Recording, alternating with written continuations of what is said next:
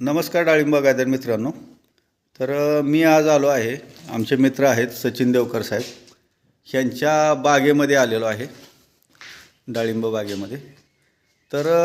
त्यांनी जे आहे ते स्लरीचं एक वेगळी यंत्रणा आहे बघा, स्लरी फिल्टर आहे.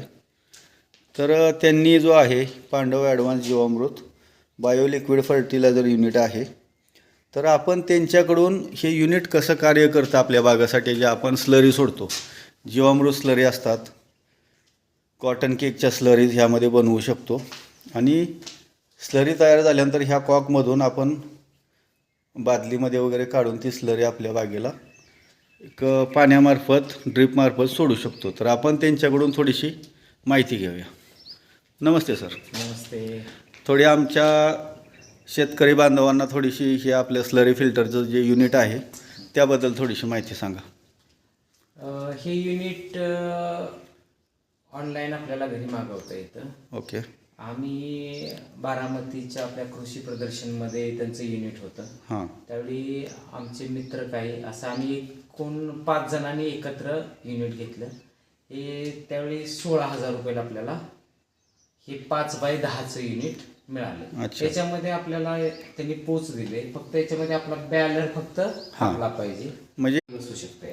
अच्छा. आणि आपण दर आठवड्याला याच्यातून आहे ना 200 लिटर, त्यांच्या कंपनीच्या म्हणण्यानुसार आहे की 3 दिवसाला तुम्ही 200 लिटर स्लरी याच्यातून काढू शकता. 3 दिवसाला? हा, पण मी दर 8 दिवसाला 200 लिटर स्लरी वापरतोय. अच्छा, म्हणजे दिवसाला 7 त्रिक 21 70 लिटर दिवसाला आपण ह्यामधून काढू शकतो स्लरी. आता याच्यात सगळ्यात महत्वाचं काय आहे, तर याच्यातून निघणारी स्लरी आहे ना, आपण जसं जीवामृतची स्लरी मी कंटिन्यू बनवत होतो, पण त्याच्यासाठी गाळणं किंवा ते ड्रीपनं सोडणं जास्त प्रॉब्लेमॅटिक होत होतं. तर याच्यातून त्या पद्धतीने नाही, याच्यातून एकदम ड्रीपला सोडण्यासारखं एकदम निवळ पाणी, एकदम स्वच्छ पाणी, एकदम फिल्टर स्लरी निघते, एकदम फिल्टर, जी आपल्या फिल्टरमध्ये किंवा ड्रिप्समध्ये वगैरे काही अडकत नाही, बटनांमध्ये वगैरे. त्याच्यामुळं आणि हे सहजता आपल्याला ज्यावेळी बनवायचं, ज्यावेळी आतमध्ये आपल्याकडे मटेरियल अवेलेबल आहे त्यावेळी आपण सोडून ठेवू शकतो. हां.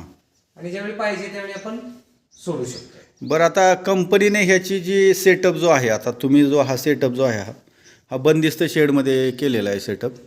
तर कंपनीनं काय सांगितलं आहे बाबा ह्याचा सेटअप कुठे करावा काय?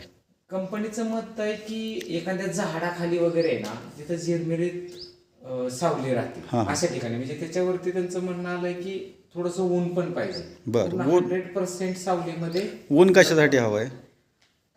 आता ते थोडंसं कंपनीशी डिटेल्स मध्ये बरं, नक्की त्या कंपनीशी